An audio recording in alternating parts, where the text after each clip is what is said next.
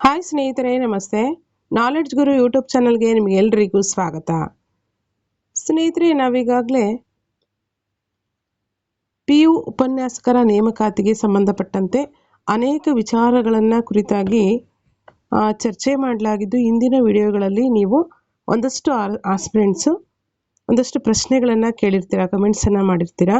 ಏನಂದರೆ, ಈ ಒಂದು ನೋಟಿಫಿಕೇಶನ್ ಆಗಿದೆಯಾ, ಈ ಒಂದು PU ಕಾಲೇಜ್ ಲೆಕ್ಚರರ್ಗೆ ಸಂಬಂಧಪಟ್ಟಂತೆ ಸಿಲೆಬಸ್ ಏನಿದೆ, ಅಥವಾ ಅಪ್ಲಿಕೇಶನ್ ಕಾಲ್ಫರ್ ಆಗಿದೆಯಾ, ಎಲಿಜಿಬಿಲಿಟಿ ಏನಿದೆ, C&R ಫೈನಲ್ ಬಂತಾ, ಆಲ್ರೆಡಿ ಬಂದಿದೆ, ಅದನ್ನು ಕೂಡ ವಿಡಿಯೋ ಮಾಡಿದ್ದೀನಿ. ಮತ್ತು ಏಜ್ ಏನಿದೆ, ವಯೋಮಿತಿ ಏನಿದೆ, ಹಾಗೆ ಸೈನ್ಸ್ ಪೋಸ್ಟ್ ಕಾಲ್ಫರ್ ಆಗಿದೆಯಾ. ಈಗಾಗಲೇ 814 PU ಉಪನ್ಯಾಸಕರ ನೇಮಕಾತಿಗೆ ಆರ್ಥಿಕ ಇಲಾಖೆಯಿಂದ 2022ರಲ್ಲೇ ಅನುಮೋದನೆ ದೊರೆಯುತ್ತಿದೆ. ಅದಕ್ಕೆ ಸಂಬಂಧಪಟ್ಟಂತೆ ಏನಾದರೂ ಸೈನ್ಸ್ ಪೋಸ್ಟ್ಗಳನ್ನು ಕಾಲ್ಫರ್ ಆಗಿದೆಯಾ ಅಥವಾ ಅಂತ ಕೇಳ್ತಿದ್ದಾರೆ. ಅದರಲ್ಲಿ ಕರೆದಿರಲಿಲ್ಲ, ಈಗೇನಾದರೂ ಕಾಲ್ಫರ್ ಆಗಿದೆಯಾ ಅಂತ ಕೇಳ್ತಾ ಇದ್ರಿ. ಹಾಗೆ ಸಿಲೆಬಸ್ ಬಗ್ಗೆ ಹೇಳ್ರಿ ಅಂತ ಕೇಳ್ತಾ ಇದ್ರಿ. ಹೀಗೆ ಅನೇಕ ವಿಚಾರಗಳನ್ನು ಕಮೆಂಟ್ ಸೆಕ್ಷನಲ್ಲಿ ಕೆಲವೊಂದಷ್ಟು ಆಸ್ಪಿರೆಂಟ್ಸ್ ಕೇಳಿದ್ರಿ. ನಾನು ಇಲ್ಲಿವರೆಗೂ ಯಾವುದೇ ರೀತಿ ವಿಡಿಯೋನ ಅದರ ಬಗ್ಗೆ ಮಾಡಿರಲಿಲ್ಲ. ಯಾಕೆಂದರೆ ಅಧಿಕೃತವಾಗಿ ಯಾವುದೇ ಮಾಹಿತಿ ನಮಗೆ ಇದುವರೆಗೂ ಬಂದಿಲ್ಲ. ಸೊ ಹಾಗಾಗಿ ನಾನು ನೋಟಿಫಿಕೇಷನ್ ಬಂದಾದ ಮೇಲೇ ಫೈನಲ್ ಆಗಿ ಹೇಳೋಣ ಅಂತೇಳಿ ವೆಯ್ಟ್ ಮಾಡ್ತಾಯಿದ್ದೆ. ಬಟ್ ತುಂಬ ಡೌಟ್ಸ್ಗಳನ್ನು ಕೇಳ್ತಾ ಇದ್ರಿ, ಮತ್ತು ಗ್ರೂಪಲ್ಲೂ ಕೂಡ ಡಿಸ್ಕಷನ್ ಮಾಡ್ತಾಯಿದ್ರಿ. ಸೊ ಹಾಗಾಗಿ ನಾನು ಈ ಒಂದು ವಿಡಿಯೋವನ್ನು ಮಾಡಬೇಕಾಗಿರ್ತಕ್ಕಂಥ ಉದ್ದೇಶ ಇಷ್ಟೇ. ನಿಮ್ಮಲ್ಲಿರ್ತಕ್ಕಂಥ ಒಂದಷ್ಟು ಡೌಟ್ಸ್ಗಳಿಗೆ ಕ್ಲಾರಿಫಿಕೇಷನ್ ಕೊಡ್ತಕ್ಕಂಥದ್ದು. ಅಂದರೆ ಅದು ಯಾವುದೇ ರೀತಿ ಅಥೆಂಟಿಕ್ ಆಗಿರ್ತಕ್ಕಂಥ ಮಾಹಿತಿಯಲ್ಲ. ಒಂದು ಈ ಹಿಂದೆ ಏನು ವಿಡಿಯೋದಲ್ಲಿ ಹೇಳಿರ್ತಕ್ಕಂಥ ವಿಚಾರಗಳಿದೆ, ಅಥೆಂಟಿಕ್ ಆಗಿ ಹೇಳಿರ್ತಕ್ಕಂಥ ವಿಚಾರಗಳೇನಿದೆ, ಅವುಗಳನ್ನು ಬೇಸಾಗಿಟ್ಕೊಂಡು ಒಂದು ಅಂದಾಜಿನ ಪ್ರಕಾರ ಹೇಳ್ತಾ ಇರ್ತಕ್ಕಂಥ ಒಂದು ವಿಚಾರ. ಯಾರೆಲ್ಲ PU ಕಾಲೇಜ್ ಲೆಕ್ಚರರ್ಗೆ ಸಂಬಂಧಪಟ್ಟಂತೆ CETಗೆ ಪ್ರಿಪ್ರೇಷನನ್ನು ಮಾಡ್ತಾಯಿದ್ರ, ಅವರು ಈ ಒಂದು ವಿಡಿಯೋ ಅವಶ್ಯಕತೆ ಇದ್ದರೆ ದಯವಿಟ್ಟು ವಿಡಿಯೋ ಎಂಡ್ವರೆಗೂ ವಾಚ್ ಮಾಡಿ. ವಿಡಿಯೋಗೊಂದು ಲೈಕ್ ಕೊಡಿ, ಶೇರ್ ಮಾಡಿ ಮತ್ತು ಕಮೆಂಟ್ಸ್ ಮಾಡಿ. ನಿಮ್ಮ ಒಂದಗಳಿಗೆ ಇಲ್ಲಿ ಕ್ಲಾರಿಟಿ ಸಿಗುತ್ತೆ ಅಂತೇಳಿ ಭಾವಿಸ್ತೀನಿ. ಅದೇ ರೀತಿಯಾಗಿ ನಮ್ಮ ಚಾನಲನ್ನು ಯಾರೆಲ್ಲ ಸಬ್ಸ್ಕ್ರೈಬ್ ಆಗಿದ್ರ ಎಲ್ರಿಗೂ ಕೂಡ ತುಂಬ ಧನ್ಯವಾದ.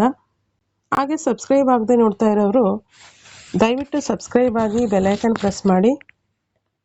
ಇನ್ನೊಂದಷ್ಟು ಇನ್ಫಾರ್ಮೇಷನ್ಗಾಗಿ ಡಿಸ್ಕ್ರಿಪ್ಷನ್ ಬಾಕ್ಸಲ್ಲಿ ಟೆಲಿಗ್ರಾಮ್ ಮತ್ತು ವಾಟ್ಸಪ್ ಗ್ರೂಪ್ ಲಿಂಕ್ ಇದೆ, ಜಾಯ್ನ್ ಆಗಿ. ಸ್ನೇಹಿತರೆ, ನಾವೀಗಾಗಲೇ ಹಿಂದಿನ ವಿಡಿಯೋದಲ್ಲಿ ಗಮನಿಸಿದ್ದೀವಿ ಏನಂತ, PU ಲೆಕ್ಚರರ್ಗೆ ಸಂಬಂಧಪಟ್ಟಂತೆ ಒಂದು ಕರಡು ಪ್ರತಿ ಬಂದಿತ್ತು ಅಲ್ವಾ, ಕರಡು C&R ಬಂದಿತ್ತು. ಆ ಒಂದು ಪ್ರಕಾರ ಏನಿತ್ತು ಅಂತಂದರೆ 9th ಮತ್ತು 10th ಸಂಬಂಧಪಟ್ಟಂತೆ ಅಲ್ವಾ, 9th ಮತ್ತು 10th ಮಕ್ಕಳಿಗೆ PU ಉಪನ್ಯಾಸಕರು ಪಾಠವನ್ನು ಅಥವಾ ಬೋಧನೆಯನ್ನು ಮಾಡಬೇಕಂತೇಳಿ ಹೇಳಿದರು ಅಲ್ವಾ. ಅದರಲ್ಲಿ ಮುಖ್ಯವಾಗಿ ಏನು ಒಂದು ಕರಡು C&R ನಿಯಮಗಳನ್ನು ಬಿಟ್ಟಿದ್ರು, ವೃಂದ ಹಾಗೂ ನೇಮಕಾತಿ ನಿಯಮಗಳನ್ನು, ಅವುಗಳನ್ನೇ ಯಥಾವತ್ತಾಗಿ ಏನು ಮಾಡಿದರು, ಮತ್ತು 1 ವೀಕ್ ಒಂದು ಕರಡು ನಿಯಮಗಳಿಗೆ ಆಕ್ಷೇಪಣೆಯನ್ನು ಸಲ್ಲಿಸಲಿಕ್ಕೆ ಅವಕಾಶವನ್ನು ಕೊಟ್ಟು, ಅಲ್ಲಿಗೆ ಸ್ವಲ್ಪ ದಿನಗಳ ನಂತರ ಏನು ಮಾಡಿದರು, ಈಗೇನು ಫೈನಲ್ C&R ಕೂಡ ಬಿಟ್ಟಿದ್ರು. ಅವುಗಳನ್ನೆಲ್ಲವನ್ನು ನಾನು ವಿಡಿಯೋದಲ್ಲಿ ತಿಳಿಸಿದ್ದೀನಿ. ಅವುಗಳನ್ನು ಯಾರನ್ನು ವಾಚ್ ಮಾಡಿಲ್ಲ ದಯವಿಟ್ಟು ಹೋಗಿ ವಾಚ್ ಮಾಡಿ, ಗೊತ್ತಾಗುತ್ತೆ. ಸೊ ಹೀಗೆ ಇಷ್ಟೆಲ್ಲ ಮಾಹಿತಿಗಳನ್ನು ತಿಳಿಸಿ ಆದಮೇಲೆ ಅಲ್ವಾ, PU ಉಪನ್ಯಾಸಕರು ಯಾರಿಗೆ ಕ್ಲಾಸ್ ಮಾಡಬೇಕು, 9th ಮತ್ತು 10th ಮಕ್ಕಳಿಗೆ ಕ್ಲಾಸ್ ಮಾಡಬೇಕು ಅಂಥೇಳಿ ಒಂದು ಡ್ರಾಫ್ಟನ್ನು ಬಿಟ್ಟು, ಅನಂತರದಲ್ಲಿ ಏನು ಮಾಡಿದರು, ಫೈನಲ್ C&R ಕೂಡ ಬಿಟ್ಟರು. ಅವುಗಳೆಲ್ಲ ಕಂಪ್ಲೀಟ್ ಆದಮೇಲೆ ಏನಾಯಿತು, ನೆಕ್ಸ್ಟು ನಾವು ಗಮನಿಸಿದ್ವಿ, ಇಲ್ಲಿವರೆಗೂ ಕೂಡ ಯಾವುದೇ ರೀತಿ ನೋಟಿಫಿಕೇಷನ್ ಬಗ್ಗೆ ಆಗಲಿ ಅಲ್ವಾ, ನೋಟಿಫಿಕೇಷನ್ ಬಗ್ಗೆ ಆಗಲಿ ಅಥವಾ ಇನ್ನಿತರೆ ಯಾವುದೇ ಮಾಹಿತಿ ಆಗಲಿ ಈ ಒಂದು PU ಉಪನ್ಯಾಸಕರಿಗೆ ಸಂಬಂಧಪಟ್ಟಂತೆ ಇಲ್ಲಿವರೆಗೂ ಬಂದಿಲ್ಲ ಅಲ್ವಾ. ಯಾವುದೇ ನೋಟಿಫಿಕೇಷನ್ ಇಲ್ಲಿವರೆಗೂ ಬಂದಿಲ್ಲ. ಯಾಕೆ ಬಂದಿಲ್ಲ ಅಲ್ವಾ, ಯಾಕೆ ಬಂದಿಲ್ಲ ಅಂತಕ್ಕಂಥ ಪ್ರಶ್ನೆಗೆ ಅನೇಕ ಒಂದು ರೀಸನ್ಗಳಿದೆ ನಾವು ಒಂದೊಂದಾಗಿ ಗಮನಿಸ್ತಾ ಹೋಗೋಣ. ಏನಪ್ಪ ಅಂತಂದರೆ ಮೊದಲನೇ ಪ್ರಶ್ನೆ ಉಟ್ಕೊಳ್ಳುವಂಥದ್ದೇ ಎಲ್ಲಿಂದ ಅಂತಂದರೆ 9 ಮತ್ತು 10ನೇ ತರಗತಿ ಮಕ್ಕಳಿಗೆ PU ಉಪನ್ಯಾಸಕರು ಪಾಠವನ್ನು ಬೋಧಿಸಬೇಕು ಅಂತೇಳಿ ಉಟ್ಕೊಂಡಿರ್ತಕ್ಕಂಥ ಸಮಸ್ಯೆ ಅಲ್ವಾ. ಹಾಗಾಗಿ ಈ ಒಂದು ಆಲ್ರೆಡಿ PU ಕಾಲೇಜಿನಲ್ಲಿ ಇರ್ತಕ್ಕಂಥ ಉಪನ್ಯಾಸಕರುಗಳು ಏನು ಮಾಡಿದ್ದಾರೆ, ಈ ಸಮಸ್ಯೆಯನ್ನು ಬಗೆಹರಿಸ್ಕೋಬೇಕು ಅಂತೇಳಿ ನೋಡಿ ಇಲ್ಲಿದೆ. ವಿವಿಧ ಬೇಡಿಕೆಗಳ ಈಡೇರಿಕೆಗೆ ಆಗ್ರಹಿಸಿ ಸ್ವತಂತ್ರ ಉದ್ಯಾನದಲ್ಲಿ ರಾಜ್ಯ ಪದವಿ ಪೂರ್ವ ಕಾಲೇಜುಗಳ ಉಪನ್ಯಾಸಕರ ಸಂಘದ ನೇತೃತ್ವದಲ್ಲಿ ಪ್ರತಿಭಟನೆಯನ್ನು ನಡೆಸಲಾಗಿದೆ. ಹಾಗಾಗಿ ಇವರು ಕೂಡ ಏನು ಮಾಡಿದ್ದಾರೆ, ಈ ಒಂದು ಹೋರಾಟವನ್ನು ಮಾಡಿದ್ದಾರೆ. ಈ ಹೋರಾಟದ ಒಂದು ಅಂತ ಅಥವಾ ಹೋರಾಟ ಇನ್ನೂ ಏನಾಗಿದೆ, ಕಂಪ್ಲೀಟಾಗಿ ಸಮಸ್ಯೆಗೆ ಪರಿಹಾರ ಸಿಕ್ಕಿಲ್ಲ. ಇದು ಕೋರ್ಟ್ವರೆಗೂ ಕೂಡ ಹೋಗಿದೆ. ಅನಂತರದಲ್ಲಿ ಅದಕ್ಕಿಂತ ಕ್ಲಾರಿಫಿಕೇಷನ್ ಏನೂ ಸಿಕ್ಕಿಲ್ಲ. ಯಾರಿಗೆ?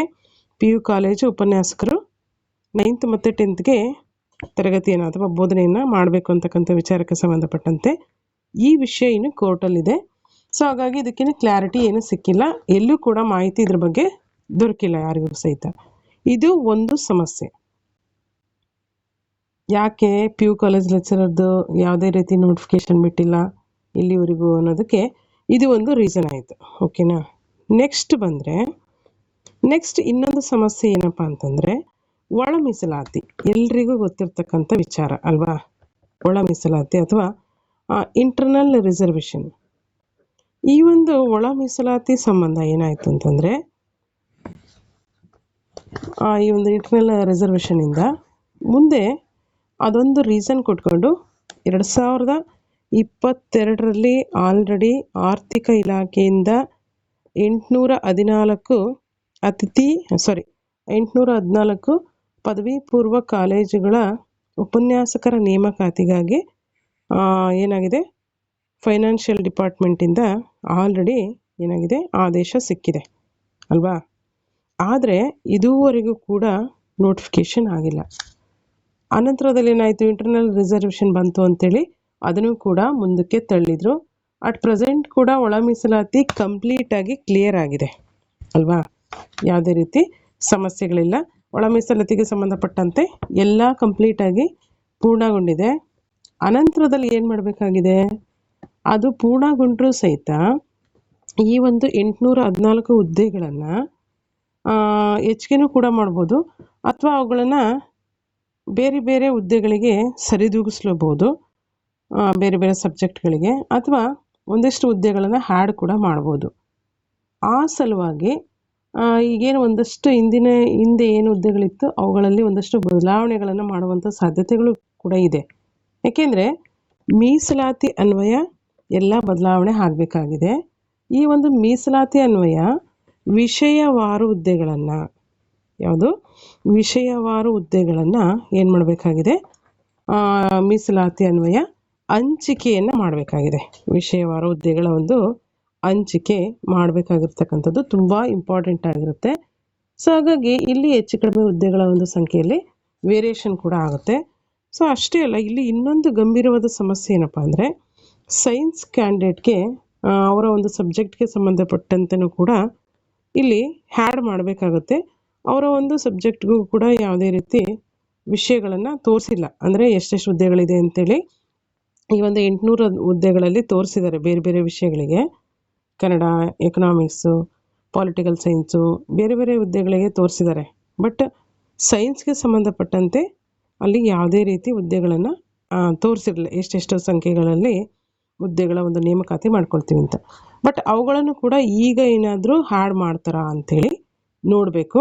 ಅದು ಒಂದು ರೀಸನ್ ಆಗಿರ್ಬೋದು. ಏನು, ಒಳ ಮೀಸಲಾತಿಯ ನಂತರದಲ್ಲಿ ವಿಷಯವಾರು ಹುದ್ದೆಗಳನ್ನು ಹಂಚಿಕೆ ಮಾಡುವ ಸಲುವಾಗಿಯೂ ಕೂಡ ಲೇಟ್ ಆಗಿರ್ತಕ್ಕಂಥ ಒಂದು ಸಾಧ್ಯತೆಗಳಿರುತ್ತೆ. ಅದನ್ನು ಕೂಡ ನಾವು ಇಲ್ಲಿ ಗಮನಿಸಬೇಕಾಗುತ್ತೆ. ಅಂದರೆ ಇದೇ ಒಂದು ರೀಸನ್ ಅದೇ ಒಂದು ರೀಸನ್ ಅಂತ ನಾನು ಹೇಳ್ತಾ ಇಲ್ಲ. ಓವರಾಲ್ ಆಗಿ ಒಂದು ಪಕ್ಷಿ ನೋಟ, ಅಂದರೆ ಈ ರೀಸನ್ಗಳು ಇಟ್ಕೊಂಡು ಏನಾದರೂ ಲೇಟ್ ಮಾಡ್ತಾ ಇದ್ದಾರಾ ಅನ್ನೋಂಥ ಒಂದು ಓವರಾಲ್ ಆಗಿ ಒಂದು ಬರ್ಡ್ ವ್ಯೂವನ್ನು ಮಾಡ್ತಾ ಇರ್ತಕ್ಕಂಥದ್ದು ಅಷ್ಟೇ, ಒಂದು ಡಿಸ್ಕಷನ್ ನಿಮ್ಮ ಜೊತೆ. ಏಕೆಂದರೆ ಸ್ಟಡಿ ಮಾಡ್ತಿರೋರಿಗೆ ಒಂದು ಮೋಟಿವೇಶನ್ ಸಿಗುತ್ತೆ. ಏನಾದರೂ ಒಂದು ರೀಸನಿಂದ ಹಿಂಗಾಗಿದೆ ಅಂದರೆ ನೆಕ್ಸ್ಟ್ ಕಾಲ್ ಫಾರ್ ಆಗುತ್ತಲ್ಲ, ನಾವು ಸ್ಟಡಿ ಮಾಡ್ಬೋದಲ್ವಾ ಅಂತಕ್ಕಂಥ ಒಂದು ಇನ್ಸ್ಪಿರೇಷನ್ ಸಿಗುತ್ತೆ. ಸೊ ಹಾಗಾಗಿ ಒಂದು ಕ್ಲಾರಿಟಿಯನ್ನು ಕೊಡ್ತಾ ಇರ್ತಕ್ಕಂಥದ್ದು ಅಷ್ಟೇ. ಇದೇನೇ ಯಾವುದೇ ರೀತಿ ಅಥೆಂಟಿಕ್ ಆಗಿ ಎಲ್ಲೂ ಸಿಕ್ಕಿರ್ತಕ್ಕಂಥ ಮಾಹಿತಿ ಅಲ್ಲ. ಈಗ ಆಲ್ರೆಡಿ ನಾನೇನು PU ಕಾಲೇಜ್ ಲೆಕ್ಚರರ್ ಬಗ್ಗೆ ಏನು ಮಾಹಿತಿಗಳನ್ನು ಹಂಚ್ಕೊಂಡಿದ್ದೀನಿ, ಅವುಗಳಲ್ಲಿರ್ತಕ್ಕಂಥ ವಿಷಯವನ್ನು ನಿಮಗೆ ಕ್ಲಾರಿಟಿ ಕೊಡ್ತಾ ಇದ್ದೀನಿ ಅಷ್ಟೇ. ಸೊ ಹಾಗಾಗಿ ಗಮನಿಸಿ. ಇದು 2 ರೀಸನ್ಗಳಾಯಿತು. ಒಂದು ಇಂಟರ್ನಲ್ ರಿಸರ್ವೇಷನ್ನು, ಇನ್ನೊಂದು 9th ಮತ್ತು 10th PU ಕಾಲೇಜ್ ಲೆಕ್ಚರರ್ ಆಗಿರೋರು, ಆಲ್ರೆಡಿ PU ಕಾಲೇಜ್ ಲೆಕ್ಚರರ್ ಆಗಿ ವರ್ಕ್ ಮಾಡ್ತಿರೋರು, ಮತ್ತು ಇನ್ನು further next PU college lecturer ಆಗಿ ನೇಮಕ ಆಗುವಂಥವರು 9 ಮತ್ತು 10ನೇ ತರಗತಿಗೆ ಬೋಧನೆಯನ್ನು ಮಾಡಬೇಕಂತಕ್ಕಂಥ ವಿಚಾರಕ್ಕೆ ಸಂಬಂಧಪಟ್ಟಂತೆ ಇದು ಒಂದು ಸಮಸ್ಯೆ ಏನಾಗಿದೆ, ಕೋರ್ಟ್ನಲ್ಲಿ ನಡೀತಾ ಇದೆ. ಅದಕ್ಕೆ ಸಂಬಂಧಪಟ್ಟಂತೆ ಯಾವುದೇ ರೀತಿ ಕ್ಲಾರಿಟಿ ಇನ್ನೂವರೆಗೂ ಸಿಕ್ಕಿಲ್ಲ. ಅದು ಎಲ್ಲೂ ಕೂಡ ಮಾಹಿತಿ ಸಿಕ್ಕಿಲ್ಲ. ಹಾಗಾಗಿ ನಮಗೂ ಕೂಡ ಅದ್ರ ಬಗ್ಗೆ ಹೆಚ್ಚಿನ ಮಾಹಿತಿ ಇಲ್ಲ. ಇದು ಒಂದು ಕಾರಣ ಇರ್ಬೋದು. ನೆಕ್ಸ್ಟ್ ಇನ್ನೊಂದು ಏನು ರೀಸನ್ ಇರ್ಬೋದು ಅಂತಂದರೆ, ನೋಡಿ ಈಗಾಗಲೇ ಎಲ್ರಿಗೂ ಗೊತ್ತಿದೆ ಏನಪ್ಪ ಅಂತಂದರೆ, ಸುಮಾರು 500 ಪಬ್ಲಿಕ್ ಶಾಲೆಗಳನ್ನು ಅಥವಾ ಕರ್ನಾಟಕ ಪಬ್ಲಿಕ್ ಶಾಲೆಗಳು ಅಥವಾ KPS ಶಾಲೆಗಳನ್ನು ಆರಂಭ ಮಾಡಲಿಕ್ಕೆ ಸರ್ಕಾರ ಯೋಜನೆಯನ್ನು ಹಾಕ್ಕೊಂಡಿದೆ. ಇಲ್ಲಿ LKG ಇಂದ ಅಪ್ ಟು PU ವರೆಗೆ, LKG ಇಂದ ಅಪ್ ಟು ಎಲ್ಲಿವರೆಗೆ, LKG ಇಂದ PU ವರೆಗೆ ಒಂದೇ ಸರೌಂಡಿಂಗಲ್ಲಿ, ಒಂದೇ ಬೌಂಡ್ರಿಯಲ್ಲಿ ಶಿಕ್ಷಣ ಸಿಗಬೇಕು ಅಂತಕ್ಕಂಥ ಒಂದು ಉದ್ದೇಶದಿಂದನೂ ಕೂಡ 9th ಮತ್ತು 10th ತರಗತಿಗಳಿಗೆ PU ಉಪನ್ಯಾಸಕರು ಬೋಧನೆಯನ್ನು ಮಾಡಬೇಕು ಅಂತೇಳಿ ಇದು ಒಂದು ರೀಸನ್ನಿಂದನೂ ಕೂಡ ಹೇಳಿರ್ಬೋದು. Whatever it may be, ಏನಾರ ಆಗಿರಲಿ, ನಾವು ಒಂದು ಸ್ಟಡೀಸಲ್ಲಿ ಇದ್ದೀವಿ ಅಂತಂದರೆ ನಮ್ಮ ಒಂದು ಸ್ಪೆಸಿಫಿಕ್ ಪೇಪರ್ ಏನಿದೆ, ಸ್ಪೆಸಿಫಿಕ್ ಪೇಪರ್ ಬಗ್ಗೆ ಕಂಪ್ಲೀಟ್ ಓಲ್ಡ್ ಆಗಿರಬೇಕು. ಅಂದರೆ ಆ ಒಂದು ವಿಷಯದ ಬಗ್ಗೆ ಕಂಪ್ಲೀಟಾಗಿ ತಿಳ್ಕೊಂಡಿರಬೇಕು. GK ಪೇಪರಲ್ಲಿ ಏನಾದರೂ ವೇರಿಯೇಷನ್ ಆಗ್ಬೋದು ಅಲ್ವಾ. ಫಾರ್ ಎಕ್ಸಾಂಪಲ್, ನಾವು ಈ ಹಿಂದೆ ಕನ್ನಡ ಪೇಪರನ್ನು ಫಸ್ಟ್ ಪೇಪರಾಗಿ ಬರಿತಾ ಇದ್ವಿ PU ಒಳಗಡೆ. ಏನಾದರೂ ಸರ್ಕಾರದಲ್ಲಿ ಏನಾದರೂ ಶಿಕ್ಷಣದ ಮಟ್ಟದಲ್ಲಿ ಬದಲಾವಣೆಗಳನ್ನು ತಂದು ಅವುಗಳಲ್ಲಿ ಏನಾದರೂ ಬದಲಾವಣೆ ಆದರೆ ಆಗ್ಬೋದು, ಆಗುತ್ತೆ ಅಂತ ಹೇಳ್ತಾ ಇಲ್ಲ. ಬಟ್ ಬೇರೆ ನಮ್ಮ ನಿರ್ದಿಷ್ಟ ಪತ್ರಿಕೆ ಏನಿದೆ, ನಮ್ಮ ಸ್ಪೆಸಿಫಿಕ್ ಪೇಪರ್, ಅವುಗಳಲ್ಲಿ ಏನೂ ಚೇಂಜಸ್ ಆಗೋದಿಲ್ಲ. ಕೊಟ್ಟರೆ HSTRನಲ್ಲಿ ಕೊಟ್ಟಂಗೆ ಏನಾದರೂ ರೈಟಿಂಗ್ಸ್ ಕೊಟ್ಟರು ನೋಡಿ ಈಗ ಅಲ್ವಾ, ಆ ರೀತಿ ಏನಾರ ಬದಲಾವಣೆಗಳು ಆದರೆ ಆಗಬೇಕು ಹೊರತು ನಮ್ಮ ಸಬ್ಜೆಕ್ಟಿಗೆ ಸಂಬಂಧಪಟ್ಟಂತೆ ಯಾವುದೇ ರೀತಿ ಬದಲಾವಣೆ ಆಗಲ್ಲ. ಏನು ನಮ್ಮ ಟಾಪಿಕ್ ಇರುತ್ತೆ ಅವುಗಳನ್ನು ನಾವು ಕಂಪ್ಲೀಟಾಗಿ ಸಿಲೆಬಸ್ ವೈಸು ಅವ್ರು ಯಾವಾಗಾದರೂ ಕಾಲ್ಫರ್ ಮಾಡಲಿ, ನಾವು ರೆಡಿ ಇರಬೇಕಾಗತ್ತೆ. ಸೊ ನೋಡಿ, ಇಲ್ಲಿ ಇನ್ನೊಂದು ರೀಸನ್ ನಾನು ಹೇಳಿದೆ, KPS ಶಾಲೆಗಳ ಒಂದು ಆರಂಭ ಮಾಡಿದ್ರಿಂದ ಅಲ್ಲಿ LKG ಇಂದ PUC ವರೆಗೂ ಕೂಡ ಒಂದೇ ಕ್ಯಾಂಪಸ್ನಲ್ಲಿ ಶಿಕ್ಷಣ ಎಲ್ಲರಿಗೂ ದೊರೀಬೇಕು ಅನ್ನೋ ಉದ್ದೇಶನೂ ಕೂಡ ಉಪನ್ಯಾಸಕರು 9th ಮತ್ತು 10th ಕ್ಲಾಸ್ಗಳನ್ನು ಮಾಡಲಿ ಅಂತಕ್ಕಂಥ ಒಂದು ಉದ್ದೇಶನೂ ಕೂಡ ಇರ್ಬೋದು. ಅಥವಾ ಇನ್ನೂ ಒಂದು ಸರ್ಕಾರದ ಹುನ್ನಾರ ಏನಪ್ಪ ಅಂತಂದರೆ, ಇಲ್ಲಿ ಶಿಕ್ಷಕರು ಮತ್ತು ಉಪನ್ಯಾಸಕರ ಕೊರತೆ ಇರ್ತಕ್ಕಂಥದ್ದು ಆಲ್ರೆಡಿ ಎಲ್ರಿಗೂ ಗೊತ್ತಿರ್ತಕ್ಕಂಥ ವಿಚಾರ. ಆ ಕೊರತೆಯನ್ನು ಸರಿದೂಗಿಸುವ ಸಲುವಾಗಿಯೂ ಕೂಡ ಈ ಒಂದು 9 ಮತ್ತು 10ನೇ ತರಗತಿಗಳಿಗೆ ಬೋಧನೆಯನ್ನು PU ಲೆಕ್ಚರರ್ಸ್ ಮಾಡಿ ಅಂತಲೂ ಕೂಡ ಹೇಳಿರ್ಬೋದು. ಇವೆಲ್ಲ ರೀಸನ್ಗಳು ಏನಾದರೂ ಇರಲಿ, ಈಗ ಆಲ್ರೆಡಿ ಏನಂತ ಬಿಟ್ಟಿದ್ದಾರೆ ಫೈನಲ್ ಆಗಿ ಫೈನಲ್ C&Rನಲ್ಲಿ ಏನಿದೆ, 9th ಮತ್ತು 10th ಕಡ್ಡಾಯವಾಗಿ PU ಉಪನ್ಯಾಸಕರು ಏನು ಮಾಡಬೇಕು, ಬೋಧನೆಯನ್ನು ಅಥವಾ ಆ ಮಕ್ಕಳಿಗೆ ಶಿಕ್ಷಣವನ್ನು ಹೇಳ್ಕೊಡ್ಬೇಕು, ಬೋಧಿಸಬೇಕು ಅಂತೇಳಿ ಹೇಳಿದ್ದಾರೆ. ಅದೇ ಫೈನಲ್ C&R ಕೂಡ ಆಗಿದೆ. ಯಥ ಪ್ರಕಾರವಾಗಿ ಕೂಡ ನೋಟಿಫಿಕೇಶನ್ ಆಗುವಂಥ ಸಾಧ್ಯತೆಗಳಿದೆ. ಬಟ್ ಡಿಲೇ ಆಗ್ಬೋದು. ಡಿಲೇ ಆಗಲಿಕ್ಕೆ ಈಗ ಅನೇಕ ಕಾರಣಗಳಿರುತ್ತೆ, ಒಂದಲ್ಲ ಎರಡಲ್ಲ. ವಿಶೇಷವಾಗಿ ಇನ್ನೂ ಒಂದು ವಿಚಾರನ ನಾವು ಹೇಳಬೇಕಂತಂದರೆ, ಮುಖ್ಯವಾಗಿ ಈ ಒಂದು PU ಕಾಲೇಜ್ ಲೆಕ್ಚರರ್ಗೆ ಸಂಬಂಧಪಟ್ಟಂಥ ನೇಮಕಾತಿಯನ್ನು ಮಾಡ್ಕೊಳ್ತಕ್ಕಂಥ ಒಂದು ಬೋರ್ಡ್ ಯಾವುದಪ್ಪ ಅಂತಂದರೆ ಕರ್ನಾಟಕ ಎಜುಕೇಷನ್ ಅಥಾರಿಟಿ ಅಲ್ವಾ, ಕರ್ನಾಟಕ ಪರೀಕ್ಷಾ ಪ್ರಾಧಿಕಾರ. ಈ ಒಂದು ಕರ್ನಾಟಕ ಪರೀಕ್ಷಾ ಪ್ರಾಧಿಕಾರ ಅನೇಕ ಎಕ್ಸಾಮ್ಗಳನ್ನು ಮಾಡ್ತದೆ, ಒಂದಲ್ಲ ಎರಡಲ್ಲ, ದೊಡ್ಡ ದೊಡ್ಡ ಮಟ್ಟದ ಅನೇಕ ಪರೀಕ್ಷೆಗಳನ್ನು ಕೂಡ ನಡೆಸುತ್ತೆ. ಸೊ ಹಾಗಾಗಿ ಇದು ಒಂದು ರೀಸನ್ ಕೂಡ ಡಿಲೇ ಆಗ್ಬೋದು ಅಂತಕ್ಕಂಥ ಒಂದು ರೀಸನನ್ನು ನಾವು ಹೇಳ್ಬೋದು. ಫಾರ್ ಎಕ್ಸಾಂಪಲ್ ಕೆಇಯಿಂದ ನಡೆಸ್ತಕ್ಕಂಥ ಎಕ್ಸಾಮ್ಗಳಲ್ಲಿ ನಾವೀಗಾಗಲೇ ಸಿವಿಲ್ ಪಿ ಸಿ ಎಕ್ಸಾಮನ್ನು ನೋಡಿದ್ದೀವಿ ಅಲ್ವಾ. ಸಿವಿಲ್ ಪಿ ಸಿ ಎಕ್ಸಾಮು ಬಂದ್ಬಿಟ್ಟು ಆಗಸ್ಟ್ 2ಕ್ಕೆ ಇದೆ, ಆಗಸ್ಟ್ 2ಕ್ಕೆ. ಅಗೇನು ವಿ ಎ ಎಕ್ಸಾಮ್ ಇದೆ, ಮತ್ತು ಕ್ರೈಸ್ ಇದೆ ಅಲ್ವಾ. ಕ್ರೈಸ್ ಶಾಲೆಗಳ ಟೀಚರ್ ನೇಮಕಾತಿ ಇದೆ, ಅದನ್ನು ಕೂಡ ಕೆ ಇನೇ ನಿರ್ವಹಣೆ ಮಾಡ್ತಾ ಇದೆ. ಅದೇ ರೀತಿಯಾಗಿ KSISF ಅಲ್ವಾ, KSISF ಎಕ್ಸಾಮ್ ಇದೆ, ಅದನ್ನು ಕೂಡ ಕೆ ಇನೇ ನಡೆಸ್ತಾ ಇರೋದು. ಮತ್ತು KSET ಎಕ್ಸಾಮ್ ಇದೆ ನೋಡಿ ಅಲ್ವಾ. KSET ಎಕ್ಸಾಮು ಬಂದ್ಬಿಟ್ಟು ಅಕ್ಟೋಬರ್ ಎಷ್ಟಕ್ಕಿದೆ, ಅಕ್ಟೋಬರ್ 11 ಇದೆ. ಅಕ್ಟೋಬರ್ 11ಗೆ KSET ಎಕ್ಸಾಮ್ ಇದೆ. ಸೊ ಇವೆಲ್ಲ ಎಕ್ಸಾಮ್ಗಳ ಜೊತೆ ಇನ್ನಿತರ ಎಕ್ಸಾಮ್ಗಳನ್ನು ಕೂಡ ನಡೆಸ್ತಕ್ಕಂಥ ಜವಾಬ್ದಾರಿಯನ್ನು, ಬಹುದೊಡ್ಡ ಜವಾಬ್ದಾರಿಯನ್ನು ಕರ್ನಾಟಕ ಎಜುಕೇಷನ್ ಅಥಾರಿಟಿ ಹೊಂದಿರೋದ್ರಿಂದ ಎಕ್ಸಾಮ್ ಡಿಲೇ ಆಗಿರ್ತಕ್ಕಂಥದ್ದು ಅಥವಾ PU ಉಪನ್ಯಾಸಕರ ನೇಮಕಾತಿ ಕೂಡ ನಿಧಾನವಾಗ್ತಿದೆ ಅಂತೇಳಿ ನಾವು ಗಮನಿಸ್ಬೋದು. ಹಾಗೆ ಮತ್ತೆ ನಾವು ಗಮನಿಸ್ತಾ ಹೋದರೆ ಈಗಾಗಲೇ 2026ರಲ್ಲಿ ಏನು ಫೈನಲ್ C&R ಬಿಟ್ಟಿದ್ದಾರೆ, ಯಥಾ ಪ್ರಕಾರ PU ಉಪನ್ಯಾಸಕರ ನೇಮಕಾತಿ ಆಗುವಂಥ ಎಲ್ಲ ಸಾಧ್ಯತೆಗಳಿದೆ. ಅನಿವಾರ್ಯವಾಗಿ ಅವಶ್ಯಕವಾಗಿ 9th ಮತ್ತು 10th ಬೋಧನೆ ಮಾಡಲಿಕ್ಕೆ ಎಲ್ಲರೂ ಕೂಡ ಸಿದ್ಧತೆಗಳನ್ನು ಮಾಡ್ಕೊಳ್ತಾ ನಮ್ಮ ಸ್ಟಡಿಗಳಲ್ಲಿ ಹೆಚ್ಚಿನ ಒಂದು ಗಮನವನ್ನು ಕೊಡಬೇಕಾಗತ್ತೆ. ಇದೆಲ್ಲ ಸರ್ಕಾರ ಮಟ್ಟದಲ್ಲಿ ಏನೇ ಬದಲಾವಣೆಗಳಾದರೂ ಒಪ್ಕೊಳ್ಬೇಕಾಗಿರ್ತಕ್ಕಂಥದ್ದು ನಮ್ಮೆಲ್ಲರ ಕರ್ತವ್ಯ ಅನಿವಾರ್ಯವಾಗಿ ಅಲ್ವಾ. ಹಾಗಾಗಿ ಇನ್ನೊಂದು ಕಡೆ ನೋಡಿದರೆ ನೋಡಿ, ಇನ್ನೊಂದು ಕಡೆ ಏನಾಗಿದೆ, PSTR GPSTR ಮತ್ತು HSTR ಅಲ್ವಾ. PSTR GPSTR ಮತ್ತು HSTR ಈ ಒಂದು ಪರೀಕ್ಷೆಗಳಿಗೆ ಸಂಬಂಧಪಟ್ಟಂತೆ ಏನಾಗಿದೆ, ಒಂದು C&R ಅನ್ನು ಬಿಡುಗಡೆ ಮಾಡಲಾಗಿದೆ. ವಿತ್ ಸಿಲೆಬಸ್ ಬಿಡಲಾಗಿದೆ. ಅಲ್ಲಿ ನನಗೆ ಬಂದಿರತಕ್ಕಂಥ ಏನು ಡೌಟಪ್ಪ ಅಂತಂದರೆ, HSTRಗೆ ಸಂಬಂಧಪಟ್ಟಂತೆ ಬಂದಿರತಕ್ಕಂಥ C&Rನಲ್ಲಿ ಅಲ್ಲಿನ ಒಂದು ಸಿಲೆಬಸ್ನಲ್ಲಿ ಏನಿದೆ ಅಂತಂದರೆ, ಈ ಹಿಂದೆ ಇದ್ದಂತೆ ಇಲ್ಲ. Syllabus pattern completely question paper pattern change ಆಗಿದೆ. ಏನು ಕೊಟ್ಟಿದ್ದಾರೆ, ಹಿಂದೆಲ್ಲ ಡಿಸ್ಕ್ರಿಪ್ಟಿವ್ ಮಾದರಿ ಇರಲಿಲ್ಲ, ಕೇವಲ ಮಲ್ಟಿಪಲ್ ಚಾಯ್ಸ್ ಅಷ್ಟೇ ಇತ್ತು HSTRನಲ್ಲಿ. ಕೇವಲ ಯಾವುದ್ರಲ್ಲಿತ್ತು ಅಂತಂದರೆ GPSTRಲ್ಲಿ ಮಾತ್ರ ಇಟ್ಟಿದ್ರು ಅಲ್ವಾ ಡಿಸ್ಕ್ರಿಪ್ಟಿವ್ ಮಾದರಿಯನ್ನು. ಬಟ್ ಇಲ್ಲೇನಾಗಿದೆ, ಈ ಸಾರ್ತಿ HSTRನಲ್ಲಿ ಡಿಸ್ಕ್ರಿಪ್ಟಿವ್ ಮಾದರಿಯ ಒಂದು ಪ್ರಶ್ನೆ ಪತ್ರಿಕೆ 100 ಮಾರ್ಕ್ಸ್ಗೆ ಇರುತ್ತೆ, ಸ್ಪೆಸಿಫಿಕ್ ಪೇಪರು. ಅದನ್ನು ಗಮನಿಸಿದರೆ ಅಲ್ಲಿ ಕೂಡ 9th ಮತ್ತು 10th ಬೋಧನೆ ಮಾಡ್ತಕ್ಕಂಥ ಶಿಕ್ಷಕರು ಹೈಸ್ಕೂಲ್ ಶಿಕ್ಷಕರಾಗ್ತಾರೆ. ಇಲ್ಲಿ ಇನ್ನೊಂದು ಕಡೆ ಏನು ಕೊಡ್ತಿದ್ದಾರೆ ಅಂತಂದರೆ, PU ಉಪನ್ಯಾಸಕರನ್ನು ಹೈಸ್ಕೂಲ್ ಶಿಕ್ಷಕ ಅಂದರೆ ಹೈಸ್ಕೂಲ್ ಮಕ್ಕಳಿಗೆ 9th ಮತ್ತು 10th ಮಕ್ಕಳಿಗೆ ಬೋಧನೆಯನ್ನು ಮಾಡಬೇಕಂತೇಳಿ ಕೊಡ್ತಾ ಇದ್ದಾರೆ. ನೋಡಿ ಎಷ್ಟೊಂದು ಗಲಿಬಿಲಿ, ಗೊಂದಲಗಳು, ಗೋಜಲಗಳಿಗೆ ಈಡಾಗಿದ್ದೀವಲ್ಲ ಅಲ್ವಾ. ಹಾಗಾಗಿ ಇವೆಲ್ಲ ಅಂಶಗಳನ್ನು ನೋಡ್ತಾ ಇದ್ದರೆ ಎಷ್ಟೊಂದು ಗಲಿಬಿಲಿ ಅನಿಸುತ್ತೆ.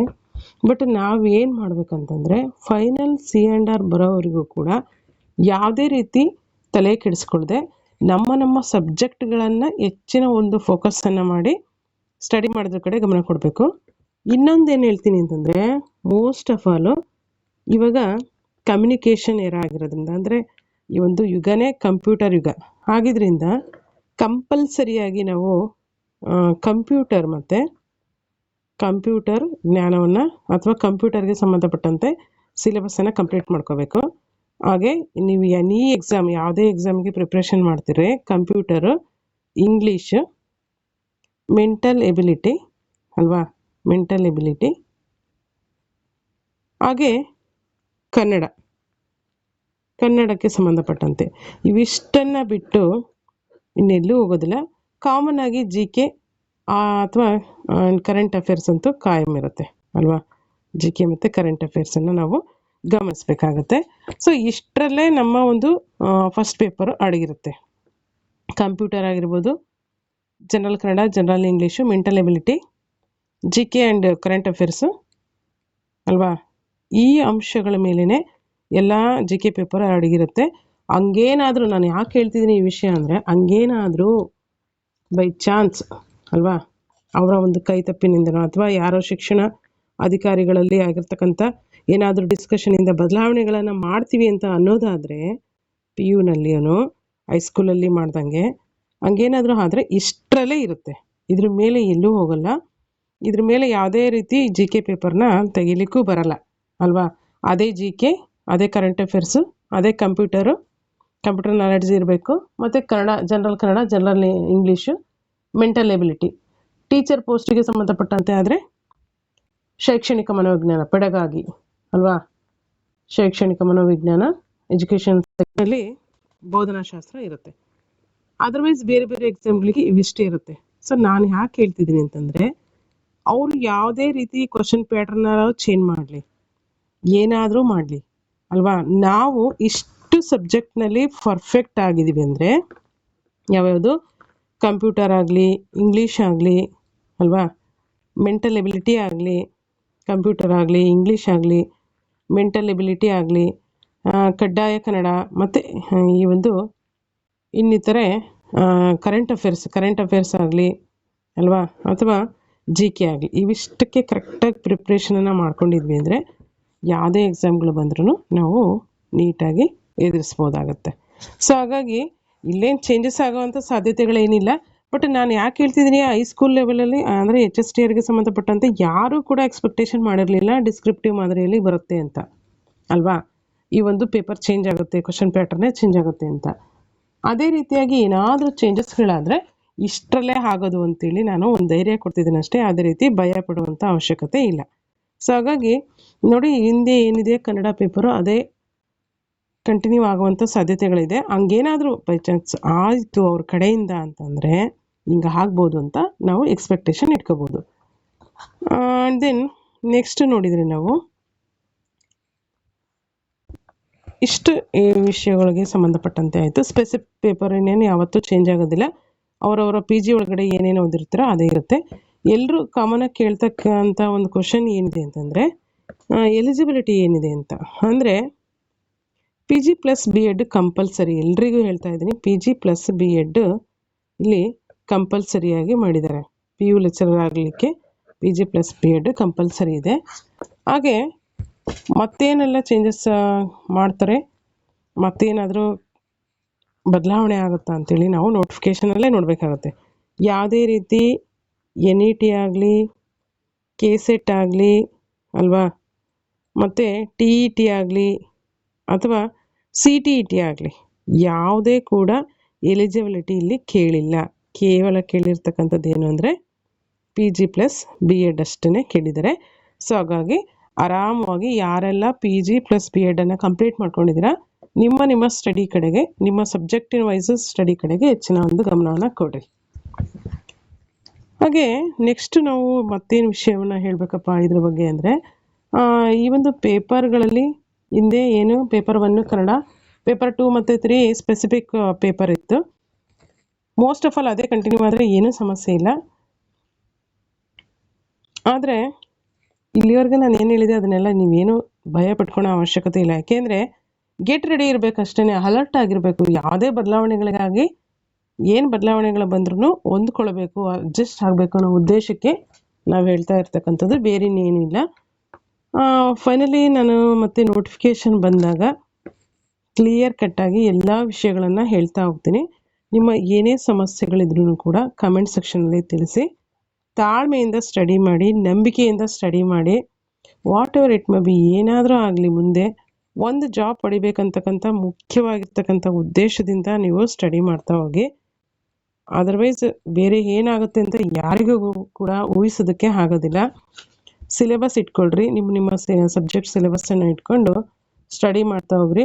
ಈ ಎಲ್ಲ ಪ್ರಾಬ್ಲಮ್ಸ್ ಎಲ್ಲ ಕ್ಲಿಯರ್ ಆಯಿತು ಅಂತಂದರೆ ಆದಷ್ಟು ಬೇಗ ಇವೆಲ್ಲ ಕಂಪ್ಲೀಟಾಗಿ KEA ಎಕ್ಸಾಮ್ನ ಕಂಪ್ಲೀಟ್ ಮಾಡ್ತು ಅಂದರೆ, ಈಗೇನು ಸಿವಿಲ್ PC ಆಗಿರ್ಬೋದು, ಕ್ರೈಸ್, VA ಎಕ್ಸಾಮು, KCET ಇವೆಲ್ಲ ಎಕ್ಸಾಮ್ಗಳು ಹತ್ತತ್ರ ಅಕ್ಟೋಬರ್ ಅಷ್ಟಿಗೆ ಆಯಿತು ಅಂತಂದರೆ ಅಲ್ವಾ, ಅಕ್ಟೋಬರ್ ಆರ್ ನವೆಂಬರ್ ಫಸ್ಟ್ ವೀಕಲ್ಲಿ ಪಕ್ಕ PU ಕಾಲೇಜ್ ಲೆಕ್ಚರರ್ದು ಒಂದು ನೇಮಕಾತಿಗೆ ಎಲ್ಲ ಸಿದ್ಧತೆಗಳು ಅಷ್ಟೊತ್ತಿಗೆ ಆಗುತ್ತೆ. ಅಲ್ಲಿವರೆಗೆ ಅಂದರೆ ಇವಾಗ ಜುಲೈ ಆಗಸ್ಟ್ ಅಂದರೆ ಜಾಸ್ತಿ ಟೈಮ್ ಏನಿಲ್ಲ. ಜುಲೈ ಆಗಲೇ ಮುಗಿತಾ ಬರ್ತಾ ಇದೆ. ನೆಕ್ಸ್ಟ್ ಆಗಸ್ಟ್, ಸೆಪ್ಟೆಂಬರ್, ಅಕ್ಟೋಬರ್, ತುಂಬ ದಿನಗಳೇನಿಲ್ಲ. ಕೇವಲ 3 to 4 ಮಂತ್ಸ್ ಒಳಗಡೆ ಕಂಪ್ಲೀಟಾಗಿ ಇವೆಲ್ಲ ಕ್ಲಿಯರ್ ಆಯಿತು, ಇವೆಲ್ಲ ಸಮಸ್ಯೆಗಳು ಅಂತಂದರೆ ಪಕ್ಕಾ ಕಾಲ್ಫರ್ ಆಗುತ್ತೆ. ಸೊ ಹಾಗಾಗಿ ಈ ಒಂದು ನಂಬಿಕೆಯನ್ನು ಇಟ್ಕೊಂಡು ಸ್ಟಡಿಯನ್ನು ಮಾಡ್ತಾ ಹೋಗಿ. ಇವೆಲ್ಲ ಎಕ್ಸಾಮ್ಗಳಿರೋ ಸಲುವಾಗಿಯೇ KEA ಡಿಲೇ ಮಾಡ್ತಾನೆ ಇರ್ಬೋದು. ಹಾಗೆ ಇನ್ನೊಂದಷ್ಟು ನಾನು ಇಲ್ಲಿವರೆಗೆ ಏನು ಹೇಳಿದೆ ಆ ಸಮಸ್ಯೆಗಳು ಕೂಡ ಇರ್ಬೋದು. ಇದು ಕೇವಲ ನನ್ನ ಗೆಸ್ ಅಷ್ಟೇ. ನೀವೆಲ್ಲ ಏನು ಓದ್ತಾ ಇದ್ದೀರಾ PU ಕಾಲೇಜ್ಗೆ ಅಂತ ಅವರಿಗೆ ಒಂದು ಸ್ಫೂರ್ತಿ ಸಿಗಲಿ ಸ್ಟಡಿ ಮಾಡಲಿಕ್ಕೆ. ಇನ್ನು 3 ಮಂತ್ಸ್ ಇದೆ, ಅಷ್ಟರೊಳಗಡೆ ಈ ಸಿಲೆಬಸ್ ಕಂಪ್ಲೀಟ್ ಮಾಡ್ಕೋಬೇಕಂತಕ್ಕಂಥ ಒಂದು ಟಾರ್ಗೆಟ್ ಇಟ್ಕೊಂಡು ಚೆನ್ನಾಗಿ ಸ್ಟಡಿ ಮಾಡಲಿ ಅನ್ನೋ ಉದ್ದೇಶಕ್ಕಾಗಿ ನಾನು ಈ ಒಂದು ವಿಡಿಯೋವನ್ನು ಮಾಡಿರ್ತಕ್ಕಂಥದ್ದಷ್ಟೇ. ಇದು ಯಾವುದೇ ರೀತಿ ಅಥೆಂಟಿಕ್ ಆಗಿರ್ತಕ್ಕಂಥ ಮಾಹಿತಿ ಇಲ್ಲ. ಒಂದು ಬರ್ಡ್ ವ್ಯೂ, ಒಂದು ಓವರ್ ವ್ಯೂವನ್ನು ನೋಡ್ತಾ ನಾವು ಇವೆಲ್ಲ ಅಂಶಗಳ ಬೇಸನ್ನು ಇಟ್ಕೊಂಡು ಗೆಸ್ ಮಾಡಿರ್ತಕ್ಕಂಥದ್ದು. ಬಟ್ ನೋಡೋಣ, ಅಕ್ಟೋಬರ್ ಆರ್ ನವಂಬರ್ನಲ್ಲಿ ಕಾಲ್ಫರ್ ಆಗ್ತಕ್ಕಂಥ ಎಲ್ಲ ಸಾಧ್ಯತೆಗಳಿದೆ. ಸ್ಟಡಿ ಚೆನ್ನಾಗಿ ಮಾಡಿ ಅನಂತರ ನೋಟಿಫಿಕೇಷನ್ ಬಂದಮೇಲೆ ಕಂಪ್ಲೀಟ್ ಆಗಿರ್ತಕ್ಕಂಥ ಎಲ್ಲ ಮಾಹಿತಿಗಳನ್ನು ನಿಮ್ಮ ಕಡೆ ಶೇರ್ ಮಾಡ್ಕೊಳ್ತೀನಿ. ಹಾಗೆ ಕೆಲವರು ಏನೇನೆಲ್ಲ ಕಮೆಂಟ್ಸ್ ಮಾಡಿದ್ರಿ ಎಲಿಜಿಬಿಲಿಟಿ ಬಗ್ಗೆ ಆಗಲಿ ಅಲ್ವಾ, PG + B.Ed ಅಂತ ಹೇಳಿದೆ. ಬೇರೆ ಯಾವುದೇ KSET, NET, TET, CTET ಏನೂ ಅವಶ್ಯಕತೆ ಇಲ್ಲ. ಏಜ್ ರಿಲ್ಯಾಕ್ಸೇಷನ್ ಬಗ್ಗೆ ಕೇಳಿದ್ರ. ಏಜ್ ರಿಲ್ಯಾಕ್ಸೇಷನ್ ಬಂದುಬಿಟ್ಟು GMಗೆ 40 ಇದೆ, ಪ್ರವರ್ಗ 2A 2B 3A 3ಗೆ 43 ಇದೆ ಅಲ್ವಾ. GMಗೆ ಬಂದುಬಿಟ್ಟು 40 ಮತ್ತು 2A 2B 3A 3Bಗಾದರೆ ಎಷ್ಟಿದೆ 43 ಇದೆ. ಹಾಗೆ SC ST ಮತ್ತು ಇನ್ನಿತರ ಪ್ರವರ್ಗ 1ಕ್ಕೆ ಎಷ್ಟಿದೆ 45 ಇದೆ. ಸೊ ಇವುಗಳಿಗೆಲ್ಲ 5 ಇಯರ್ಸ್ ಏಜ್ ರಿಲ್ಯಾಕ್ಸೇಷನ್ ಕೊಟ್ಟಿರೋದ್ರಿಂದ +5 ಇವುಗಳಿಗೆ ಆ್ಯಡ್ ಆಗುತ್ತೆ. ಸೊ ಇದಿಷ್ಟು ಏಜ್ ರಿಲ್ಯಾಕ್ಸೇಷನ್ ಬಗ್ಗೆ. ಇದರಲ್ಲೂ ಏನಾದರೂ ಮತ್ತೆ ಬದಲಾವಣೆಗಳಾಯಿತು ಅಂದರೆ ಫೈನಲಿ ನೋಟಿಫಿಕೇಷನಲ್ಲಿ ಎಲ್ಲ ಕಂಪ್ಲೀಟಾಗಿ ತಿಳಿಸ್ತಾ ಹೋಗ್ತೀವಿ. ಹಾಗೆ ಸೈನ್ಸ್ ಪೋಸ್ಟ್ ಬಗ್ಗೆ ಕೇಳಿದ್ರಿ.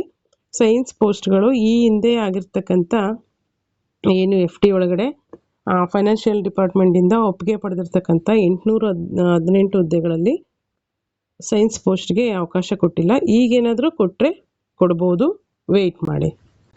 ಹಾಗೆ ಫೈನಲ್ C&R ಬಂದಿದೆ, ಎಲ್ರಿಗೂ ಗೊತ್ತಿದೆ. ಇನ್ನೇನು ಇಷ್ಟೆಲ್ಲ ಸಮಸ್ಯೆಗಳು ಬಗೆಹರಿದು ನೋಟಿಫಿಕೇಷನ್ ಆಗಬೇಕು. ಅದ್ರ ಜೊತೆಯಲ್ಲಿ ಸಿಲೆಬಸ್ ಕೂಡ ಬಿಡ್ತಾರೆ. ಈ ಹಿಂದೆ ಹಳೆ ಸಿಲೆಬಸ್ ಏನಿದೆ ಅವುಗಳನ್ನೇ ಕಂಟಿನ್ಯೂ ಆಗಿ ಓದ್ಕೊಳ್ರಿ. ಅದರ್ವೈಸ್ ಬೇರೆ ಇನ್ನೇನಿಲ್ಲ, ಅವುಗಳನ್ನೇ ಮುಖ್ಯವಾಗಿ ಆಧಾರವಾಗಿ ಇಟ್ಕೊಂಡು ಓದಬೇಕಾಗುತ್ತೆ. ಬದಲಾವಣೆ ಜಗದ ನಿಯಮ ಸ್ನೇಹಿತರೆ. ಏನಿಲ್ಲ, ನಮ್ಮ ಸಬ್ಜೆಕ್ಟ್ ಮೇಲೆ ಹಿಡಿತವನ್ನು ಸಾಧಿಸ್ಕೊಂಡು ಸಮಯ ಕೊಡಿ. ಪೇಪರ್ 2 ಮತ್ತು 3 ನಮ್ಮ ಸಬ್ಜೆಕ್ಟ್ ಪೇಪರ್ ಆಗಿರುತ್ತೆ. ಅವುಗಳಿಗೆ ಹೆಚ್ಚಿನ ಒಂದು ಫೋಕಸನ್ನು ಮಾಡಿ. ಯಾರೂ ಕೂಡ ಯಾವುದೇ ವಿಷಯಕ್ಕಾಗಲಿ ಪ್ಯಾನಿಕ್ ಆಗಬೇಡಿ, ನಿರಾಶರಾಗಬೇಡ್ರಿ. ಬದಲಾವಣೆ ಜಗದ ನಿಯಮ, ಅದಕ್ಕೆ ನಾವು ಹೊಂದ್ಕೊಂಡು ಅಡ್ಜಸ್ಟ್ ಆಗಿ ಹೋಗಬೇಕಾಗಿರ್ತಕ್ಕಂಥದ್ದು ನಮ್ಮೆಲ್ಲರ ಕರ್ತವ್ಯ. ಈ ರೀತಿ ಆಸ್ಪಿರೆಂಟ್ಸ್ಗೆ ತುಂಬಾ ಪರೀಕ್ಷೆಗಳು ಬರುತ್ತೆ, ಅವುಗಳನ್ನೆಲ್ಲ ಫೇಸ್ ಮಾಡಬೇಕಾಗತ್ತೆ. ಇವತ್ತಿನ ಒಂದು ಸಿಚುವೇಶನಲ್ಲಿ ಗೌರ್ಮೆಂಟ್ ಜಾಬನ್ನು ತೆಗೆದುಕೊಳ್ಳೋದು ಅಷ್ಟು ಈಸಿ ಅಲ್ಲ, ಎಲ್ರಿಗೂ ಗೊತ್ತಿರ್ತಕ್ಕಂಥ ಒಂದು ವಿಚಾರ ಅಲ್ವಾ. ಈ ಒಂದು ಗೌರ್ಮೆಂಟ್ ಜಾಬೇ ಲೈಫ್ ಅಲ್ಲ, ಅದಕ್ಕೋಸ್ಕರ ಜೀವ ಕಳ್ಕೊಳ್ಳೋ ಅಂಥದ್ದು, ಆತ್ಮಹತ್ಯೆ ಮಾಡ್ಕೊಳ್ಳೋ ಅಂಥದ್ದು ಇವಾಗೆಲ್ಲ ನಡೀತಾ ಇರೋದನ್ನು ನೋಡಿದರೆ ನಾವೆಷ್ಟು ಸದೃಢರಾಗಿದ್ದೀವಿ ಶಿಕ್ಷಣವನ್ನು ಪಡ್ಕೊಂಡು ಅಲ್ವಾ, ಎಷ್ಟು ಅಬಲರಾಗಿದ್ದೀವಿ ಅಂತೇಳಿ ಗೊತ್ತಾಗುತ್ತೆ. ಸಬಲರಾಗಿಲ್ಲ ನಾವು ಅಲ್ವಾ. ಹಾಗಾಗಿ ಸಾಧನೆ ಮಾಡಲಿಕ್ಕೆ ಸಾವಿರಾರು ದಾರಿಗಳಿದೆ, ಛಲ ಬೇಕಷ್ಟೇ. ಸೋತವರೇ ಹಿಸ್ಟ್ರಿ ಕ್ರಿಯೇಟ್ ಮಾಡಿರೋದು, ಯಾವತ್ತು ಗೆದ್ದವ್ರಿಗಿಂತ ಜಾಸ್ತಿ ಸೋತವರೇ ಹಿಸ್ಟ್ರಿ ಕ್ರಿಯೇಟ್ ಮಾಡಿರೋದು. ಹಾಗಾಗಿ ಏನೇ ಆಗಲಿ ಎದೆಗುಂದದೆ ನಿಮ್ಮ ಒಂದು ಸ್ಟಡಿಯನ್ನು ಮುಂದೆ ತೆಗೆದುಕೊಂಡೋಗಿ. ಒಂದಲ್ಲ ಒಂದು ಕ್ಷೇತ್ರದಲ್ಲಿ ಅದೇನಾಗುತ್ತೆ, ನಿಮ್ಮನ್ನು ಎತ್ತರದ ಮಟ್ಟಕ್ಕೆ ಕೊಂಡೊಯ್ಯುತ್ತೆ. ಅಷ್ಟೇ ಅಲ್ಲ, ನಿಮ್ಮ ಒಂದು ಕೆಲಸದಲ್ಲಿ ನೀವು ಕಂಪ್ಲೀಟಾಗಿ ಇನ್ವಾಲ್ವ್ ಆಗಿ ನೀವೇನು ವರ್ಕ್ ಮಾಡ್ತಿದ್ದೀರಾ ಅಥವಾ ನೀವೇನು ಸ್ಟಡಿ ಮಾಡ್ತಿದ್ದೀರಾ ಅದ್ರ ಬಗ್ಗೆ ಒಂದಷ್ಟು ಇನ್ವಾಲ್ವ್ ಆಗಬೇಕು. ಆಗ ಮಾತ್ರ ಏನಾಗುತ್ತೆ, ನಮ್ಮ ಒಂದು ಸಾಧನೆಯ ಕಡೆಗೆ ಅದು ಕರ್ಕೊಂಡೋಗುತ್ತೆ. ಹಾಗಾಗಿ ಇಟ್ ಮೀನ್ಸ್ ಏನಂದರೆ ನೋಟಿಫಿಕೇಷನ್ ನಮ್ಮದೇನು PU ಕಾಲೇಜ್ ಲೆಕ್ಚರಿಗೆ ಸಂಬಂಧಪಟ್ಟಂತೆ ನೋಟಿಫಿಕೇಷನ್ ಆಗೋವರೆಗೂ ಬೇರೆ ಏನೇನೋ ವಿಷಯಗಳನ್ನು ಮತ್ತೆ ನಾವು ಹೇಳೋಕ್ಕಾಗಲ್ಲ. ಯಾಕೆಂದರೆ ಈಗಾಗಲೇ ಇಲ್ಲಿವರೆಗೂ ಎಲ್ಲ ವಿಷಯಗಳನ್ನು ಹೇಳಿ ಆಗಿದೆ. ನೋಟಿಫಿಕೇಷನ್ ಆದ ನಂತರದಲ್ಲಿ ಕಂಪ್ಲೀಟಾಗಿ ಎಲ್ಲ ವಿಷಯಗಳನ್ನು ಶೇರ್ ಮಾಡಲಾಗುತ್ತೆ. ಹಾಗೆ ಅಟ್ ಪ್ರೆಸೆಂಟ್ ನೋಟಿಫಿಕೇಷನ್ಗಳಿಗೆ ಯಾರೆಲ್ಲ ಎಲಿಜಿಬಲ್ ಇದ್ದೀರಾ, ಈಗ ಫಾರ್ ಎಕ್ಸಾಂಪಲ್ ಈಗೇನು PC ಆಗಿದೆ ಅಲ್ವಾ, ಮತ್ತು ಕ್ರೈಸ್ ಆಗಿದೆ, VA ಆಗಿದೆ, ಮತ್ತು KSET ಅಸಿಸ್ಟೆಂಟ್ ಪ್ರೊಫೆಸರ್ ಆಗಿ ಏನಾದರೂ ನಾವು ಸ್ಟಡಿ ಮಾಡಬೇಕು ಅಥವಾ ಅಸಿಸ್ಟೆಂಟ್ ಪ್ರೊಫೆಸರ್ಗೆ ನೇಮಕಾತಿ ಆಗಬೇಕು ಅನ್ನೋರಿಗೆ KSET ಯಾರದೆಲ್ಲ ಕ್ಲಿಯರ್ ಆಗಿಲ್ಲ, KSET ಕೂಡ ಇದೆ ಅಕ್ಟೋಬರ್ಗೆ ಅಲ್ವಾ, ಅಕ್ಟೋಬರ್ 11ಕ್ಕಿದೆ. ಸೊ ಅವರೆಲ್ಲ ನೀವು ಯಾವ್ಯಾವ ಸಬ್ಜೆಕ್ಟಿಗೆ ಎಲಿಜಿಬಲ್ ಇದ್ದೀರಾ ನೋಡಿಕೊಂಡು ಪ್ರಿಪ್ರೇಷನನ್ನು ಚೆನ್ನಾಗಿ ಮಾಡಿ. ಮುಂದೆ ಬರ್ತಕ್ಕಂಥ ನೋಟಿಫಿಕೇಷನ್ಗಳು ಯಾವ್ಯಾವ ಟೈಮಲ್ಲಿ ಯಾವ್ಯಾವುದು ಕರೀತಾರೆ ಅಂತ ಹೇಳೋಕ್ಕಾಗಲ್ಲ. ಸುಮಾರು 72,000ಕ್ಕೂ ಹೆಚ್ಚಿನ ಒಂದು ಹುದ್ದೆಗಳನ್ನು ತುಂಬ್ತೀವಿ ಅಂತ ಹೇಳ್ತಾ ಇದ್ದಾರೆ. ನೋಡೋಣ ಯಾವ್ಯಾವ ಇಲಾಖೆಗಳಲ್ಲಿ ಎಷ್ಟೆಷ್ಟು ಇಲಾಖೆಗಳಲ್ಲಿ ಎಷ್ಟೆಷ್ಟು ಹುದ್ದೆಗಳನ್ನು ಯಾವ್ಯಾವ ಇಲಾಖೆಯಿಂದ ತುಂಬ್ತಾರೆ ಅಂತ ಒಂದೊಂದಾಗಿ ನಮಗೆ ಗೊತ್ತಾಗ್ತಾ ಹೋಗುತ್ತೆ. ಹಾಗೆ ಈ ಒಂದು ವಿಡಿಯೋ ಮಾಡಬೇಕಾಗಿರ್ತಕ್ಕಂಥ ಅನಿವಾರ್ಯ ಇಷ್ಟೇ. ಅನಿವಾರ್ಯ ಅನ್ನೋದಕ್ಕಿಂತ ನಿಮ್ಮ ನಡುವೆ ಇರ್ತಕ್ಕಂಥ ಒಂದು ರಿಲೇಷನ್ಶಿಪ್, ಹೇಗೆ ಅಂದರೆ ನೀವು ಹಾಕಿರ್ತಕ್ಕಂಥ ಕಮೆಂಟ್ಸ್ಗೆ ಇಷ್ಟು ದಿನ ಲೇಟಾಗಿ ಉತ್ತರ ಕೊಡ್ತಿರೋದಕ್ಕೆ ಮೊದಲನೇದಾಗಿ ಸಾರಿ ಅಂತ ಕೇಳ್ತೀನಿ. ಹಾಗಾಗಿ ಫೈನಲ್ ಆಗಿ ಬೋಗಸನ್ನು ಹೇಳೋದಕ್ಕಿಂತ ಫೈನಲ್ ಆಗಿ ಏನಾದರೂ ನೋಟಿಫಿಕೇಷನ್ ಬರ್ಬೋದೇನೋ ಆ ವಿಷಯಗಳನ್ನು ಕುರಿತಾಗಿ ಹೇಳೋಣ ಅನ್ನೋ ಉದ್ದೇಶಕ್ಕೋಸ್ಕರ ಇಷ್ಟೆಲ್ಲ ಡಿಲೇ ಮಾಡಿದ್ದಷ್ಟೇ. ನೋಡಿ, ಎಣ್ಣೆ ಬಂದಾಗ ಕಣ್ಣು ಮುಚ್ಕೊಂಡ್ರು ಅನ್ನೋಂಗೆ ಆಗಬಾರ್ದು. ಈಗ ಆಗಿರ್ತಕ್ಕಂಥ ನೋಟಿಫಿಕೇಷನ್ ಬಗ್ಗೆ ತಲೆ ಕೆಡಿಸ್ಕೊಂಡು ನೀಟಾಗಿ ಸ್ಟಡಿ ಮಾಡಿ. ನಿಮ್ಮ ಸಬ್ಜೆಕ್ಟ್ ಹೋಲ್ಡ್ ಇದ್ರಿ ಅಂದರೆ ನೀವು ಯಾವುದೇ ಸಬ್ಜೆಕ್ಟ್ ಯಾವುದೇ ಎಕ್ಸಾಮ್ ಬೇಕಾದ್ರೂ ಕ್ಲಿಯರ್ ಮಾಡ್ಕೋಬೋದು. GK ಮತ್ತು ನಿಮ್ಮ ಒಂದು ಸ್ಪೆಸಿಫಿಕ್ ಪೇಪರ್ ನೀವು ಗೆಟ್ ರೆಡಿ ಇದ್ರಿ ಅಂದರೆ. ಸೊ ಹಾಗಾಗಿ ಚೆನ್ನಾಗಿ ಸ್ಟಡಿ ಮಾಡಿ. ಸೊ ಇದಿಷ್ಟು ಮಾಹಿತಿ PU ಲೆಕ್ಚರರ್ಗೆ ಸಂಬಂಧಪಟ್ಟಂತೆ 2026ರಲ್ಲಿ ಏನು ನೇಮಕಾತಿಗೆ ಸಂಬಂಧಪಟ್ಟಂತೆ ಸಮಸ್ಯೆಗಳಿದೆ, ತೊಡಕುಗಳಿದೆ, ಯಾಕೆ ಡಿಲೇ ಆಗ್ತಾ ಇದೆ ಅಲ್ವಾ ಅಂತಕ್ಕಂಥ ವಿಚಾರಗಳಿಗೆ ಸಂಬಂಧಪಟ್ಟಂಥ ಮಾಹಿತಿಯಾಗಿತ್ತು. ಈ ಹಿಂದೆ ಇರ್ತಕ್ಕಂಥ ಹಳೆ ಸಿಲೆಬಸ್ನ ಇಟ್ಕೊಂಡು ನೀವು ಸ್ಟಡಿಯನ್ನು ಮಾಡ್ತಾ ಹೋಗಿ. ನಾನು ಅದಕ್ಕೆ ಇಷ್ಟು ದಿನ ಅಥೆಂಟಿಕ್ ಆಗಿರ್ತಕ್ಕಂಥ ಮಾಹಿತಿ ಬರೋವರೆಗೂ ಏನೂ ಹೇಳೋದು ಬೇಡ ಅಂತೇಳಿ ವಿಡಿಯೋ ಮಾಡಿರಲಿಲ್ಲ. ಸೊ ಇವತ್ತು ತುಂಬ ಕಮೆಂಟ್ಸ್ಗಳು ನೋಡಿದೆ, ತುಂಬ ಜನ ಕಮೆಂಟ್ಸ್ ಮಾಡಿದ್ರಿ. ಅವರಿಗೆಲ್ಲ ಒಂದು ಉತ್ತರವನ್ನು ನೀಡಬೇಕನ್ನೋ ಉದ್ದೇಶದಿಂದ ಎಲ್ರಿಗೂ ಸೇರಿ ಈ ಒಂದು ವಿಡಿಯೋವನ್ನು ಮಾಡಿರ್ತಕ್ಕಂಥದ್ದು. ನಿಮಗೆಲ್ಲ ಈ ಒಂದು ವಿಡಿಯೋದಿಂದ ಯೂಸ್ಫುಲ್ ಆಗಿರುತ್ತೆ ಅಂತೇಳಿ ಭಾವಿಸ್ತೀನಿ. ಹಾಗೆ ಯಾರೆಲ್ಲ PU ಲೆಕ್ಚರರ್ ಆಗಬೇಕಂತೇಳಿ ಕನಸನ್ನು ಕಟ್ಕೊಂಡು ಓದ್ತಾ ಇದ್ದೀರಾ, ಯಾರೂ ನಿರಾಶರಾಗಬೇಡ್ರಿ. ಚೆನ್ನಾಗಿ ಸ್ಟಡಿ ಮಾಡಿ. ಕಾಲ್ಫರ್ ಆಗೋದಂತೂ ಪಕ್ಕಾ ಅಕ್ಟೋಬರ್ 6 ನವೆಂಬರ್ ಫಸ್ಟ್ ವೀಕಲ್ಲಿ ಪಕ್ಕಾ ಕಾಲ್ಫರ್ ಆಗುತ್ತೆ.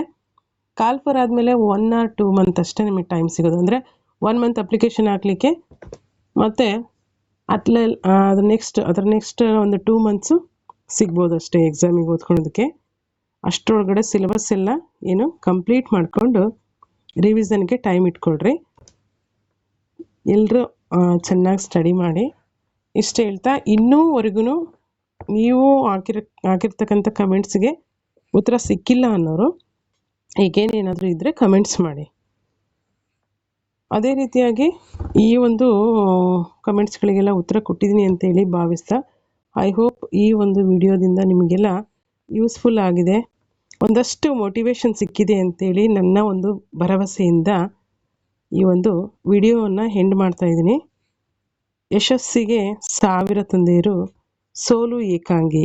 ಏಕೆಂದರೆ ಯಶಸ್ಸು ಸಿಕ್ಕಾಗ ಎಲ್ಲರೂ ಕೂಡ ನಮ್ಮವರೇ, ಸೋತಾಗ ಯಾರೂ ಕೂಡ ಕೈ ಹಿಡಿದು ಎತ್ತಲ್ಲ. ಹಾಗಾಗಿ ಯಶಸ್ಸು ಸಿಗೋವರೆಗೂ ಕೂಡ ಏಕಾಂಗಿಯಾಗಿ ಹೋರಾಟವನ್ನು ಮಾಡಲಿಕ್ಕೆ ಆರಂಭ ಮಾಡಿ. ಎಲ್ರಿಗೂ ವೆರಿ ಆಲ್ ದ ಬೆಸ್ಟ್. ಚೆನ್ನಾಗಿ ಸ್ಟಡಿ ಮಾಡಿ ಅಂತ ಹೇಳ್ತಾ ಈ ಒಂದು ವಿಡಿಯೋಗೆ ವಿರಾಮ ಹೇಳ್ತಾ ಇದ್ದೀನಿ. ಜೈ ಹಿಂದ್, ಜೈ ಕರ್ನಾಟಕ ಮಾತೆ. Thank you one and all.